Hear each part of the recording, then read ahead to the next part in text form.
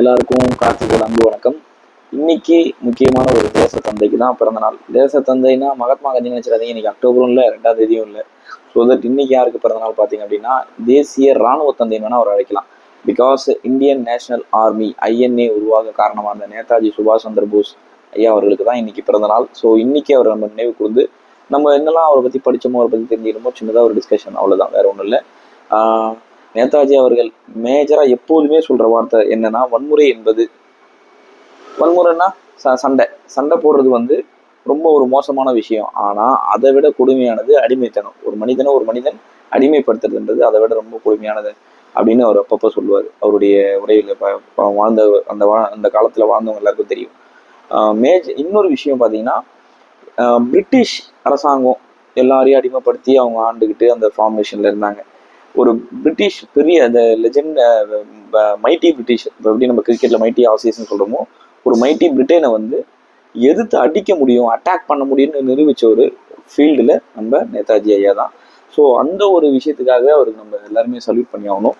Indian எல்லாருமே பிறப்பால வீரர்கள் அப்படின்னு அவர் எப்போதுமே சொல்லிட்டு இருப்பாரு. அதை வந்து ப்ரூவ் பண்ணியும் காமிச்சாருன்னு சொல்லலாம்.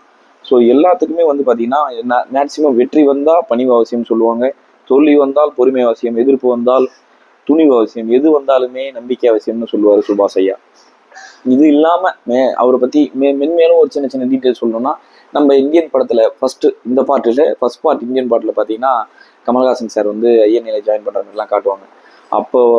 அப்போ தேட்டர்ல பார்த்த எல்லாருக்கும் தெரியும் அந்த கூஸ் பம்ப்ஸ் எப்படி இருந்தது. ஸோ உண்மையா வாழ்ந்தவங்க எப்படி இருப்பாங்க பாருங்க. நாட்டுக்காக தன் உயிரே போனாலும் தியாகம் செஞ்ச எல்லாருக்காகவும் கிட்டத்தட்ட பார்த்தீங்கன்னா சுபாஷ் சந்திர போஸ் சார் கூட பார்த்தீங்கன்னா எங்கே போனாங்க என்ன ஆனாங்கன்னு கூட தெரியாது. ஆனால் இன்னி வரைக்கும் அவர் பேரை சொன்னால் மொத்த இங்கிலாண்டுமே லைட்டாக ஷேக் ஆகும்.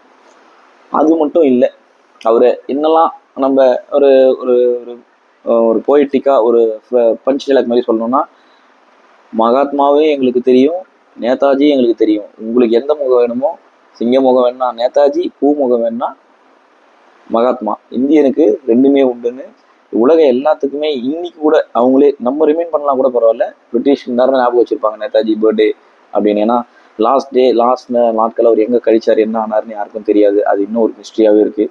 ஸோ நம்ம அதுக்குள்ள போவேனா, ஆங்கிலேயின் அடிமைத்தனத்திலிருந்து நம் நாடு விடுதலை பெற ஆயுதம் ஏந்தி போராடிய நேதாஜி ஐயாவை நம்ம சல்யூட் பண்ணி இன்னைக்கு நினைவு வந்து ஒரு பர்த்டே விஷ் சொல்லுவோம்.